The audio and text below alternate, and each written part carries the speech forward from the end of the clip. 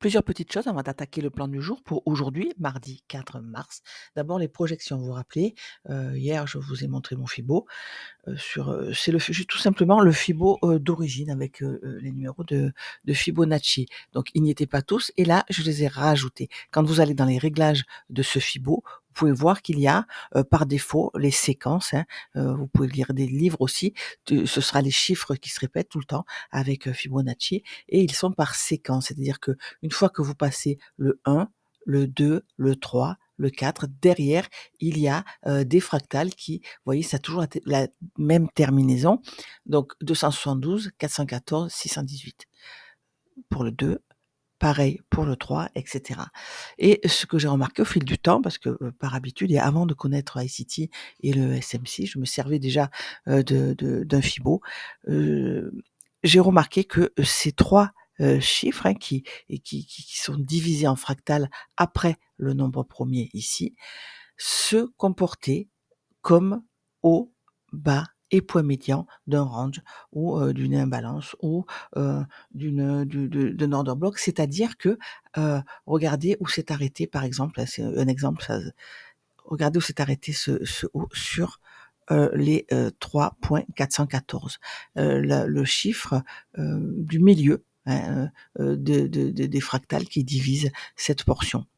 Donc quand on a un niveau à atteindre, je choisis souvent, le plus bas ou quand on se clôture au-dessus du plus haut, j'ai tendance à vouloir aller chercher le chiffre au-dessus.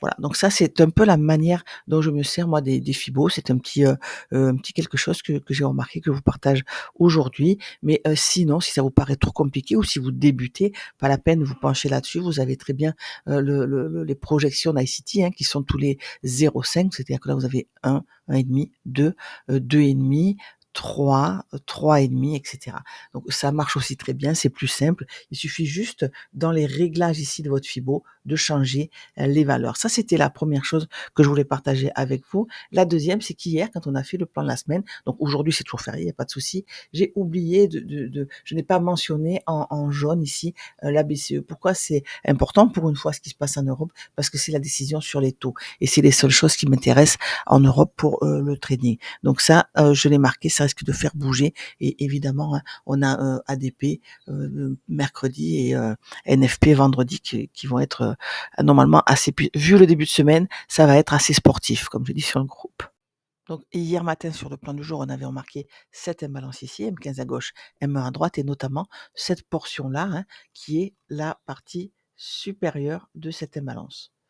Haut, bas, point médian. Donc voilà, j'ai mis ce petit marqueur-là parce qu'elle elle est très grande, c'est important. Est-ce qu'elle va nous mener au-dessus et casser? C'était la question qu'on pouvait se poser. À l'open, nous avons cette première macro. Regardez, on va chercher ce, niveau-là, on va chercher l'Asian High et réagir sur le bas de notre imbalance avec un petit setup short ici, que je n'ai pas pris. J'étais long à ce moment-là, je l'ai pris à ce niveau-là. Donc celui-là, je l'ai pas pris, je vous l'ai montré dans une, vidéo et j'ai raté le ce short-là, raté ou pas, hein. Mon idée, c'était vraiment d'aller chercher ce niveau au-dessus, donc j'étais pas, psychologiquement prête pour shorter ce niveau. Quand c'est comme ça, moi, je laisse couler et j'attends le niveau au-dessus. Regardez, c'était flagrant, hein, il a été chercher ce niveau de market shift, celui qu'on attendait pendant le plan du jour. À ce moment-là, à partir de là, je me suis dit: «Bon, on a atteint ce niveau, est-ce qu'on va, confirmer cette baisse-là en allant chercher les autres ou est-ce que là-dessus, on va avoir un setup long?» Et regardez, c'était magique, hein, on fait un premier plus bas sur le bas de notre gap d'ouverture de début de journée, on va chercher le premier quart, on refait un plus bas, on prend la liquidité immédiate ici, celle-ci qui est plus visible, ce qui fait de ça un order block ou de celui-là pour rentrer un petit peu, plus tôt ici. Vous le savez, j'aime bien les confirmations, donc j'ai attendu qu'on casse ce niveau-là.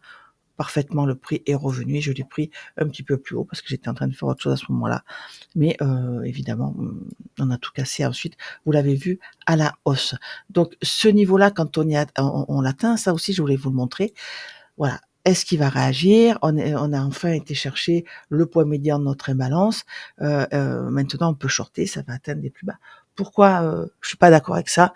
Je vous l'ai dit hier matin, Au-dessous de là, c'est assez connecté, donc on aurait dû aller très bas. Une fois qu'on a clôturé en dessous, on aurait dû s'appuyer ici sur la partie inférieure du gap d'ouverture de début de journée, de début de semaine pour poursuivre la hausse. On ne l'a pas fait. Au lieu de ça, on a été chercher notre partie importante ici et regardez, et ça c'est là que c'est important, on la casse à la hausse. Quand tu dis on ferme des imbalances, voilà, on la casse à la hausse et on crée un niveau d'entrée. Regardez comment on vient le chercher. Donc évidemment, on a notre niveau ici, on vient chercher notre point médian de l'imbalance HTF et on redescend sur notre niveau. Et de la même manière qu'on attendait un setup ici, parce que c'était ce niveau, on attend un setup ici, parce que c'est ce niveau. On a la même chose. On prend la liquidité immédiate, on casse, donc on peut rentrer soit en bas de l'imbalance, soit au moment ici où on inverse, ou alors on attend de revenir. C'est ce qu'il a fait. Il est venu dans cet order block, là. On a un setup aussi. Qu'est-ce qu'on demande à un order block? Une unique chose, c'est de nous envoyer dans une imbalance. M1 à droite, on a cette petite imbalance-là. Est-ce qu'elle fonctionne? Non. Au lieu de ça, on a une petite up, une petite impulsion à la hausse. Là, on confirme qu'on va aller chercher le niveau au-dessus. Le niveau au-dessus, c'est quoi? C'est la liquidité qui a été créée. C'est ce niveau-là qui doit être un market shift. C'est le haut de l'imbalance. C'est le plus haut mensuel, le plus haut historique. Et c'est ce que nous fait le prix. À partir du moment où on a ce setup-là sur un niveau attendu, il n'y revient pas. C'est à ce moment-là qu'on peut se dire, voilà, ici, on a créé cette liquidité et regardez, ça se comporte comme support et résistance. On a ce up, donc à ce moment-là, on casse une structure et on se dit, voilà, on est dans cette trend-là à ce moment-là. Pas besoin d'aller chercher ici ou ici, parce qu'on a cassé cette structure et qu'on a déjà eu la manipulation à ce moment-là. Donc là, c'était chouette, quand il s'est envolé, c'était sympa. Et l'après-midi, alors on va pareil M15 à gauche parce que c'est plus flagrant et M1 à droite. Alors l'après-midi, pourquoi ce reversal était plus ludique et intuitif à prendre que celui du matin? Parce qu'on avait cassé tous nos niveaux. Ici, on avait du travail à faire encore au-dessus. Ici, on a pris vraiment beaucoup de choses. Quand on crée ce plus haut-là, avec cette imbalance, on crée une fourchette. Et regardez, tout de suite, on va chercher le haut de la fourchette. Donc, à ce moment-là, pendant la macro d'ici, quand on a cette prise de liquidité avec ce choc baissier, je me dis, on doit aller chercher le haut de cette fourchette-là au moins. Et tout l'après-midi, et c'est souvent le cas quand on a le matin une impulsion, l'après-midi c'est plus calme, et tout l'après-midi, on a chuté comme ça, et on a été chercher, s'appuyer, ou, regardez, niveau de super résistance, le plus haut de la veille. Le plus haut historique plutôt, le plus haut mensuel, le plus haut weekly. C'est un gros niveau. Support résistance, on a réagi dessus. Qu'est-ce qu'on a sur ce niveau? Et ça, ça va être important. On a un setup long. On prend la liquidité immédiate, on casse au-dessus. Comme c'est sur ce niveau de support résistance, il est important. Nous avons l'ASIAN, mais pendant l'ASIAN, on prend aucun haut et bas important. C'est juste une latéralisation. New Day Open Gap, ça y est, on peut le tracer, puisqu'évidemment, il est 8 heures. Sur la clôture de cette bougie, donc c'est 15h59, 16h, c'est le haut de notre gap, et 8 heures ce matin, le bas. C'est un gap discount, un gap baissier, donc on pourrait très très bien, très facilement y retourner. Si on repasse maintenant, comme à gauche, en heure de trading régulier, voilà, nous avons notre ASIAN qui apparaît et notre killzone qui est là, notre gap qui est là. Sur CFD, vous devez avoir un gap comme ça, donc sur la clôture de cette bougie et sur l'ouverture un petit peu plus bas. Prenez ce que vous avez, prenez ce qui vous parle et faites avec ce que vous avez. Ce qu'il faut, c'est des repères et des niveaux. D'accord? Si vous n'avez pas forcément le flux Rex qui est payant, faites avec votre flux CFD ou alors vous prenez la clôture de la bougie d'hier 16h en main et l'ouverture de celle de 8h et vous adaptez. Jusqu'à 8h du matin, on se sert de ce gap-là, le gap qu'on a sur les CFD, pour pouvoir travailler et tracer l'open de minuit, etc., le gap d'ouverture, etc. Donc j'ai tracé le plus haut et le plus bas d'hier. Vous voyez une petite différence dans mes graphes, c'est parce qu'en écoutant ICT, la pédagogie, c'est pas vraiment mon truc, mais je me suis un peu, j'ai réfléchi à la manière dont on peut éclaircir les graphes pour garder, dans le temps, cette journée, par exemple. Donc au lieu de mettre un haut et bas qui va directement tout, suivre le graphique et s'afficher à droite, ce qui fait qu'on est très vite surchargé, j'ai mis des sections. Donc là, le plus haut de la journée de vendredi, par exemple, je vais, la poursuivre jusqu'au à aujourd'hui parce que, on peut très bien, aller s'en servir. Qu'est-ce que j'ai laissé encore de la veille qui va pas me flouter la vue, par la suite? Donc ça va être ce haut et ce bas que je peux rétrécir à l'envie, hein, si je n'en ai plus besoin. Ce va être évidemment le gap de début de semaine va rester là. J'ai laissé aussi, la 1re imbalance M1 après minuit. J'ai enlevé, les autres parce que souvent c'est celle-ci que plusieurs jours après, elle est toujours pertinente. Notre, imbalance ici avec notre portion qui nous intéressait, je l'ai réduite sur, la partie où on a travaillé parce que maintenant elle est équilibrée, hein, elle se comporte comme support résistance ou pas, mais en tout cas on la traverse et on se servira plus des market shift. Donc voilà, quand on donc les hauts et bas de session, ça c'est pour que vous les voyez. Maintenant si on les enlève, il reste ça. Voilà la journée d'hier, voilà sur quoi on a réagi. On se rappelle que ça, c'est les gaps d'ouverture de début de journée, de début de semaine. Ici, c'est la semaine d'avant. Pour le moment, je l'ai réduite à ce niveau-là pour, encore une fois, arrêter de me flouter la vue avec trop d'informations. Et bon, j'ai commencé hier cette manière de noter, mais je pense que si, en faisant ça, on peut des semaines, des mois après remonter les graphes et ça peut aider à journaliser ou pour ceux qui n'arrivent toujours pas à journaliser, même si, je vous assure que ça vous fait gagner un temps fou, bah, vous aurez au moins ça en remontant sur vos graphiques pour vérifier ce qui s'est passé et sur quoi le cours est retourné, a réagi, avec les grosses imbalances, avec les niveaux qu'on attendait et sur lesquels on a eu nos setups qu'on peut vérifier, revérifier, qu'a fait le prix. On a cassé violemment, on est revenu en discount de la petite trend, on a réagi ici sur un order block et on a enfin cassé le niveau. On pouvait rentrer sur ce niveau-là parce qu'on a eu notre inversion. Et pour la journée d'aujourd'hui, on va aller faire le plan en grande unité de temps, mais pour la journée d'aujourd'hui, qu'est-ce qu'on a quand on a grandi, quand on zoome ici, qu'est-ce que c'est ce niveau? Ben, ça va être le market shift. Qu'est-ce que c'est ce niveau? Ça va être la première imbalance d'hier, hein, après minuit.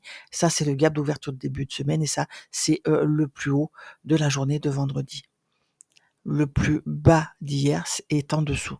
Donc on a ces niveaux à travailler, on va les vérifier quand on arrive dessus, mais on sait que ça, a priori, ça nous intéresse. Donc maintenant, on va aller en H4, on va voir les imbalances, on va voir ce qui se passe et on va voir jusqu'où le prix peut redescendre. Donc ça, c'est la bougie weekly. Pourquoi je ne vois pas les gaps d'ouverture? Parce que je les ai rendus invisibles aux grandes unités de temps. Sinon, on voit pas les bougies, ça sert à rien. Donc j'ai laissé vraiment le minimum. Et on a toujours ce gap d'ouverture début de semaine. Vous en rappelez? Nous sommes venus chercher le plus haut. On a, pour l'instant, c'est une prise de liquidité. Pourquoi? On n'a pas réussi à clôturer en dessous. Attention, ce n'est pas validé. Cette bougie n'est pas finie, n'est pas terminée. On peut très bien aller travailler le gap d'ouverture début de semaine, rester dans la partie supérieure de cette bougie-là et finir à la hausse. Comme on peut très bien aussi fermer ce gap de début de semaine et aller chercher l'imbalance, celle qu'on a vue dans le plan weekly. Donc voilà, nous, jusqu'où va aller cette imbalance? On a des solutions, mais uniquement en plus petite unité de temps, puisque en grande unité de temps, nous avons les deux scénarios possibles à cause de cette prise de liquidité, à cause des niveaux où nous nous trouvons et de ce qui est cette liquidité non manipulée est devenue une liquidité manipulée puisqu'on a été la chercher et la nouvelle liquidité disponible au-dessus de nous, c'est celle-ci, c'est le plus haut d'hier. Et en dessous de nous, la liquidité disponible, c'est cette imbalance. Nous avons aussi ce gap d'ouverture début de semaine, mais encore une fois, la bougie est en cours. Donc, est-ce qu'on va le fermer et repasser au-dessus? Je ne le sais pas. Il n'est pas valide. La seule chose qui est valide, c'est le gap d'ouverture de début de semaine, pas le volume imbalance weekly que nous voyons ici parce que cette bougie n'est pas terminée. Donc, on peut très bien clôturer à la baisse et effacer totalement ce volume imbalance. Donc, liquidité disponible au-dessus, déséquilibre en dessous. Pourquoi dans ce sens-là? Parce que nous sommes haussiers et qu'on casse des marques et qu'on crée des market shifts au fur et à mesure qu'on casse la structure. Quand on a cassé ce niveau, on a créé ce lot. Nous sommes donc dans cette trend-là. Donc, prise du niveau, création d'une fourchette avec ce plus haut, avec cette bougie. La bougie suivante n'a pas pris le plus haut. donc haut de la fourchette ici. Par contre, on a pris le plus bas. On travaille le bas de la fourchette, on travaille cette imbalance, on travaille ce market shift. En H4, c'est un peu plus flagrant. Quand on a cassé ce haut, on a créé ce bas, le haut de l'imbalance. On peut très bien aller le chercher. Maintenant, quand on a, à l'interne, quand on a cassé ce haut-là, on a créé celui-là, le plus bas de jeudi. Donc, ce qu'on va avoir, nous, dans l'immédiat, les 4-5 bougies qui nous précèdent, on a ouvert en gap baissier par rapport à la bougie précédente. Je vous rappelle que nous sommes en H4. Nous sommes montés chercher ce niveau-là, hein, le gap d'ouverture au début de journée, mais on n'a pas réussi à aller chercher cette liquidité. La bougie précédente, on a pris le bas actuellement, mais pas le haut, et on travaille cette imbalance ici. Donc en dessous, moi j'ai ce lot à prendre. Je vais voir en petite unité de temps, nous sommes en H4, en M15, en M1, si on a une réaction là-dessus, ou si nous allons chercher ce niveau-là. Si nous allons chercher ce niveau-là, si nous allons chercher le gap de la semaine précédente. Quand on a cassé ce niveau, dernière bougie, haussière avant la baisse, on a créé un breaker. Là. On peut le regarder aussi pour ceux à qui les breakers parlent. Il y a autant de méthodes que de traders, hein, vous vous rappelez. Donc je ne l'ai pas tracé, pourquoi? Parce que ce niveau-là est proche de ce market shift interne ici. Et vous l'avez vu, l'idée c'est de ne pas surcharger les graphiques. Donc on a le bas de cette bougie ici, qui n'a pas de mèche bas, ça c'est très rare. On est parti directement à la hausse sans réussir à aller plus haut. On va peut-être réparer ce petit manque maintenant sur ce niveau-là, en confluence avec le breaker ici, son point médian. Donc l'idée, c'est d'aller voir ce qui se passe sur ce niveau, et avant ça, en petite unité de temps, je vais voir ce qui se passe sur le bas de cette bougie-là. On peut le tracer discrètement avec un petit trait comme ça. Voilà, je l'affine encore. Voilà. Pourquoi faire ça? Parce que nous sommes en H4 et qu'en passant à M15, on peut avoir des doutes. Voilà. Donc là, nous sommes sur ce niveau. Qu'est-ce qu'on remarque? On a une impulsion baissière. Il reste 11 minutes à cette bougie M15-là. Va-t-on laisser une imbalance? Qu'est-ce qui s'est passé quand on a créé cette imbalance-là? En M15, même raisonnement. On prend le plus haut immédiat. Quand entre ces deux points, on a un plus bas, on le casse. Ça crée en même temps un breaker. Regardez, on reste en dessous. On n'arrive pas à aller en premium. Dernière bougie à la hausse. Elle a pris l'argent, celle-ci.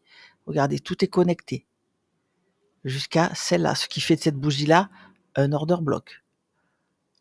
On est remonté dans cette imbalance. Après avoir pris cette liquidité, on remonte dans cette imbalance-là. On n'arrive pas à aller chercher celle-là et on casse à la baisse. Ce qui fait de cette bougie un order block. Dernière bougie haussière avant la baisse, on prend une liquidité et on laisse une imbalance. Donc ce niveau-là doit tenir. Pourquoi faire? Pour aller faire ce qu'il a à faire plus bas. Market shift, il est là. Toujours le même raisonnement. C'est pour ça que je me répète et je me répète parce que c'est toujours la même façon de penser. C'est vraiment toujours la même chose. Est-ce que ce haut est puissant? Non, pas tellement. Pourquoi? Parce qu'on a créé cette ligne de liquidité-là, on a presque des equal high. Par contre, est-ce que j'ai envie de l'acheter alors qu'on a pris un turtle swap ici, alors qu'on a pris ce bas? Non. Pourquoi? Parce qu'on l'a pris avec une impulsion. Impulsion baissière, market shift, on remonte sur pas d'imbalance. Là, c'est de la liquidité interne, distorsion temporelle, pardon. On n'arrive pas à prendre ce plus haut, très bien. On reste sur le bas de l'imbalance, parfait. Ça se comporte comme un order block parfait. Par contre, impulsion baissière. Je n'ai pas envie d'acheter cette impulsion baissière. Parce que si cette bougie nous laisse une imbalance, ça va faire encore une raison de plus de rester short. À l'interne, hein, on a pris la liquidité immédiate, on a créé ce bas, on a clôturé en dessous. On a pris cette liquidité, oui. Est-ce que j'ai envie d'acheter? Non, à cause de l'impulsion baissière. Pour ça, il me faudra une confirmation. C'est pas grave si je ne rentre pas sur les plus bas. Quand on a cassé ce bas ici, on n'a pas cassé d'ailleurs. Si on clôturait en dessous, qu'on cassait ce bas, quel est le niveau le plus haut que nous aurions créé? C'est celui-là. Pour passer haussier, il va falloir travailler ces hauts-là. Jusque-là, ce sont des shorts pour continuer jusqu'au niveau suivant. Donc là, il n'est pas l'heure de shorter, il est 24, on va bientôt avoir, cette vidéo est un peu longue, excusez-moi, mais je ne serai pas là, probablement, le reste de la semaine. Donc je veux vraiment vous mettre en condition. Aujourd'hui, il n'y a pas d'annonce, donc le cours peut tranquillement chuter et se préparer pour les annonces de fin de semaine. Vous avez vu que c'était sportif, c'était compliqué, on a des journées à 500 points, 600 points, donc travaillez votre vision. Est-ce que c'est déjà le moment de l'acheter? Pour moi, non, on a une impulsion baissière. Ça nous ramène à ce qu'a fait le prix. Pourquoi j'utilise cet order block et pas celui-là? Parce que c'est celui-là qui est connecté. En plus grande unité de temps, regardez, hein, on est venu se reconnecter à celui-là d'ailleurs. On a cette imbalance ici qui n'est pas fermée, qui est couplée à ce volume imbalance. Donc on pourrait tracer l'imbalance ainsi sur le bas de cette bougie et le haut de celle-là. Mais regardez, on est quand même venu se connecter ici. Donc si on doit chuter, je vois pas très bien le cours aller chercher ce niveau-là pour redescendre ensuite en bas. Je le vois plutôt aller travailler ces niveaux, remonter, chercher ce niveau-là, retracer et ensuite monter. Pourquoi? Parce que globalement, grande unité de temps, tout est connecté. Donc c'est pour ça qu'attention à ce niveau-là, quand on va remonter, il se peut très bien qu'on aille chercher le gap d'ouverture début de semaine et qu'on ait une réaction ici. Tout dépendra des niveaux qu'on a pris avant. Moi, ce que j'aime bien, c'est m'appuyer sur un market shift. Donc là, on a le plus gros qui soit, hein, le market shift mensuel qu'on a cassé à la hausse. On est revenu s'appuyer dessus et on a ici ce niveau qui est assez flagrant, hein, des 22 881. Donc, je voudrais avoir un setup comme on a eu hier, sur mon niveau. Vous voyez, quand on a eu cette impulsion baissière, j'avais pas envie de l'acheter. Pourtant, c'est pratiquement le niveau où il fallait rentrer. Mais pendant de 21h45 à 2h30, par exemple, ça fait long. On n'a pas de confirmation à ce moment-là. À ce moment-là, le prix va chercher notre imbalance. L'imbalance fonctionne. Elle va nous chercher un order block en bas et c'est lui qui nous renvoie ici et qui nous donne une impulsion à ce moment-là. Et regardez même, on a encore une entrée ici plus tard pendant les kill zones parce que là c'est l'Asian.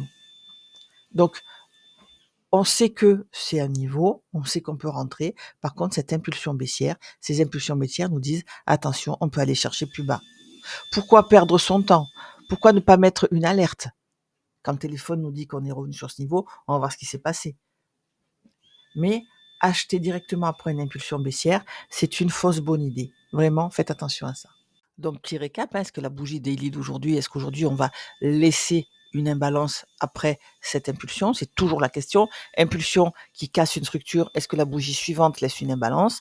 Est-ce qu'on est en train de se préparer une latéralisation pour aller chercher les plus hauts et chuter ensuite? Parce que chuter comme ça m'embêterait. On a notre gap d'ouverture de début de journée ici à droite et on a notre gap de début de semaine en dessous, à ce niveau-là. Est-ce qu'on va aller le chercher? C'est fort possible. Donc voilà toutes ces questions qui font que je n'ai pas de biais bien défini. Oui, on est haussier, oui, on a cassé la structure, mais je voudrais bien qu'on aille chercher au moins le point médian ici de cette trend-là. Voilà, pour s'aider, on peut placer un Fibo sur cette trend-là et se dire voilà, nous sommes entre ces deux niveaux, hein, on sait qu'on est toujours en premium, néanmoins on a cette bougie qui est en construction là, on peut passer à M15 à droite, on est dans un niveau important. Hein, très souvent, on a cassé ici, on n'a pas réussi à aller chercher l'équilibrium. On est dans le premier quart de notre Fibo. Cette trend-là, si on la divise en 4, on est dans le quart au-dessus. Et dans ce quart au-dessus, on peut encore avoir une division en 4 et placer un Fibo dessus. Vous voyez ce que je veux dire? Là, ce qu'il nous faut, nous, c'est savoir si on réagit ici, si on réagit sur ce breaker, si on va chercher un niveau. Là, rien me dit qu'on est arrivé en bas. Si le retracement est bon, on peut très bien aller chercher les 0,5. Donc, aidez-vous du Fibo et pour attendre des niveaux. Hein, et encore une fois, n'essayez pas d'aller contre un train à grande vitesse. Une impulsion comme ça, moi, je ne l'achète pas. C'est peut-être une erreur, mais c'est pas vraiment. Ça, c'est du casino. On a une chance sur 2. Et on a 2 chances sur 3 de continuer la chute après ça. Hein, pourquoi? Parce que c'est une impulsion. Si je traite les impulsions, c'est bien que ça nous donne une direction. Et la direction ici est baissière. Donc il est 8h30. Notre prix de 8h30 va être ici. Nous sommes donc sous l'open. Donc c'est pas très bon pour la hausse tout ça, hein. Donc je vais vraiment avoir, acheté, que sur, confirmation et pour l'instant, mon biais est short à l'instant T. Nous sommes haussiers, nous avons cassé ces structures. On a pris les plus hauts, maintenant question: est-ce qu'on a des setups d'achat sur les niveaux? Donc beaucoup de répétitions aujourd'hui. Je sais que cette vidéo est un peu longue, mais la période est compliquée. Vous l'avez vu hier, ça part très fort, ça part très loin. Ce n'est pas grave de rater un trade, surtout en ce moment, parce que on a beaucoup de setup. Attendez vos niveaux, attendez comme hier un setup pour entrer. Vous aurez au moins un TP1 pour aller en premium discount de la petite traîne que nous nous sommes créés.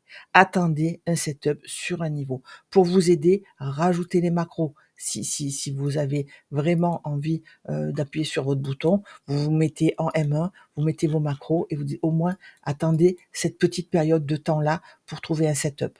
Filtrez comme vous pouvez votre FOMO. Ce n'est pas le moment d'être un gambler. Là, maintenant, il faut se comporter comme un trader. On rentre dans le dur. Ça va être comme ça pendant 4 ans avec Trump. Ce soir, normalement, il y a un discours, je ne sais pas l'heure. Il va parler des droits de douane. Donc, ça va être encore une fois ultra sportif. Donc, ce n'est pas grave si vous ratez un trade.